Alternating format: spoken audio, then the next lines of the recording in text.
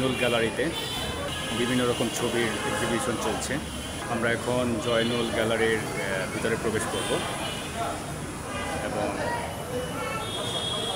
বিভিন্ন রঙের ছবির এক্সিবিশন সেগুলো আমরা এখন দেখানোর চেষ্টা করব।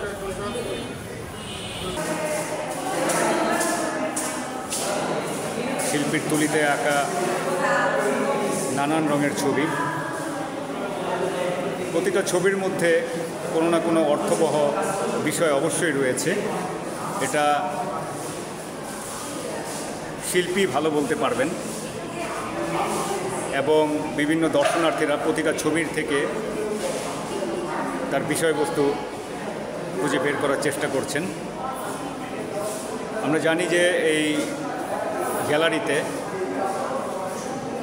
অনেক বিখ্যাত শিল্পীদের ছবি ইতিমধ্যে প্রদর্শিত হয়েছে